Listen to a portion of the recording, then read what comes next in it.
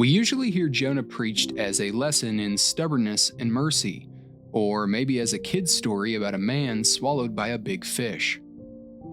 For many skeptics of Christianity, Jonah is the punchline of the Bible, a story they mock as unbelievable or even ridiculous.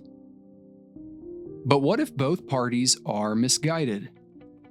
And what if Jonah isn't actually about Jonah at all? In Matthew 12, Jesus tells us that Jonah is a sign, and that should make us stop and ask, a sign of what? This matters because skeptics of the faith love to mock the story of Jonah. But if we understand it the way Jesus does, it actually becomes one of the clearest ways to defend our faith and share the gospel, which is why you need to understand what I'll lay out in this video. It also matters because this is how Protestants have always read the scriptures, with Christ at the center. The Reformers insisted that all of Scripture rightly read drives us to Christ. Peter Martyr Vermigli put it this way: concerning his death and resurrection, Christ alleged the types of Jonah the prophet. These things which so went before were only types and shadows of the Lord's death and resurrection. Which is to say that Jonah isn't just about Jonah, and I think a lot of people miss this. So in this video, I want us to look at how we can defend the faith and share the gospel through the story of Jonah, and simultaneously see how Christ is always in the smallest of details. Jonah was an Israelite prophet called by God to go to Nineveh and announce God's judgment. But what many may not know is that Nineveh was the capital city of Israel's enemies. In his hardness of heart, Jonah refused and disobeyed God by running in the opposite direction, where he boarded a ship and headed for Tarshish. God then sends a storm wherein the ship threatens to break apart, the sailors are terrified, and nothing they do can calm the raging seas. Jonah then tells them the only way to survive is to throw him overboard, and when they do, the storm ceases. Jonah is then swallowed by a great fish, possibly a whale, where he remains for 3 days and 3 nights. And then upon being delivered, Jonah reluctantly goes to his enemies in Nineveh. He preaches and then sits outside the city waiting for its destruction. But Nineveh repents, and Jonah is not pleased. He wanted to see God wipe out his enemies. In fact, the story abruptly ends with him angry at God's mercy. And that's the overview that most people know: a reluctant prophet, a miraculous fish, a lesson about obedience, a warning about stubbornness, a reminder that God is merciful. And those aren't wrong observations. But if that's all we see in Jonah, we've missed the heart of the book. Because why would Jesus hold this story up as a sign of himself? If Jonah is truly a sign, then the details of the story are not random. They're not just narrative color. They are the Spirit's way of pointing us beyond Jonah to someone greater. And nowhere is that clearer than in Jonah's own prayer in chapter 2. Notice that this isn't Jonah journaling while comfortably sitting inside the fish. It's a psalm written after the fact. Jonah is looking back, recounting what happened to him. And the language is unmistakable. Out of the belly of Sheol I cried. The waters closed in over me to take my life. The deep surrounded me. Weeds were wrapped around my head. I went down to the land whose bars closed upon me forever. That's not survival language. It's death language. Jonah is describing his descent into Sheol, the realm of the dead, and then comes the turn in verse 6.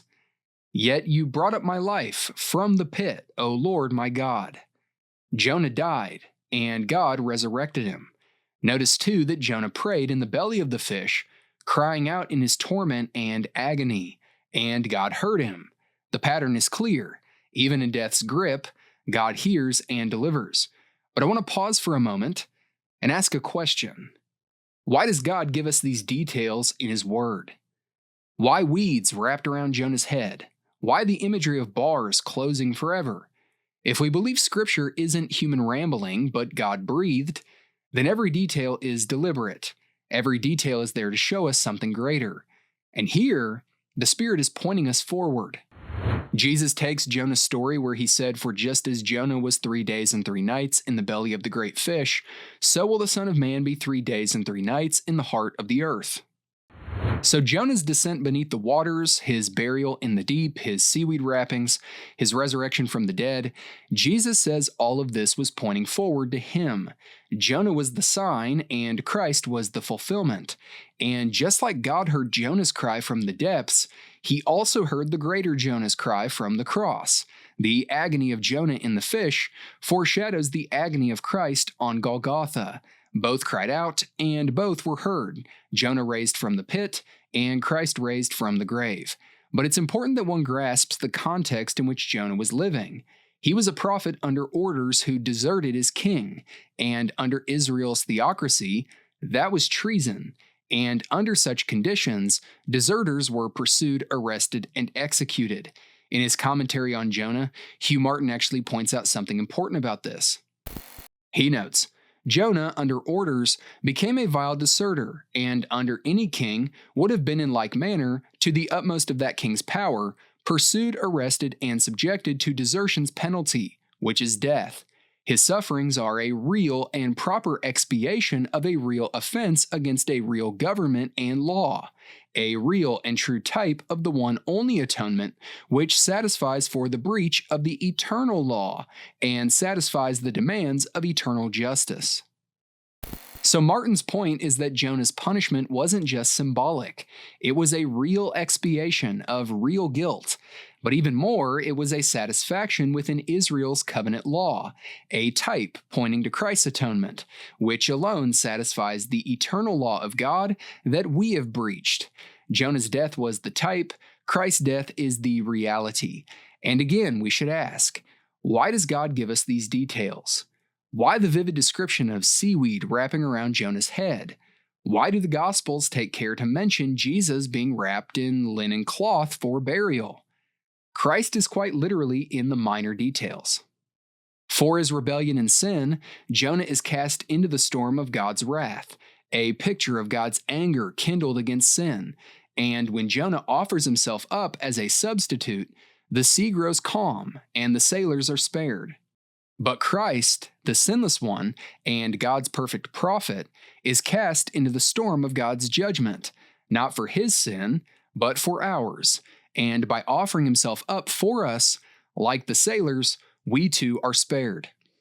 Jonah sinks beneath the watery grave, describing weeds wrapping around his head like grave clothes. Christ is laid in the tomb, wrapped in linen grave clothes. Jonah sleeps through the storm in indifference. Christ sleeps through the storm and then calms it with a word. Jonah goes to the Gentiles reluctantly, angry at God's mercy toward his enemies. But Christ, he goes to the nations joyfully, embodying that mercy for his enemies. For centuries, Jonah's story has been mocked. To skeptics, it's nothing more than a fable, a punchline in the Bible. But the irony is that the very part the world laughs at is the very part Jesus points to as the sign of the gospel. And how fitting, as Scripture tells us, the gospel is foolishness to those who are perishing. Jonah's descent, his burial, his rising, all of it foreshadowed Christ's death and resurrection. And what critics dismiss as absurd is actually one of the clearest pictures of the gospel in the Old Testament, which means the punchline becomes the proof. As Christians, we always need to be ready to give a defense for the hope that is within us. And this is how you do so with the book of Jonah. Because the greater Jonah has come. He has conquered the grave, and he leaves us with the watery grave of baptism to mark us as his own. Where Jonah fails, Jesus fulfills. Where Jonah sinks, Jesus saves.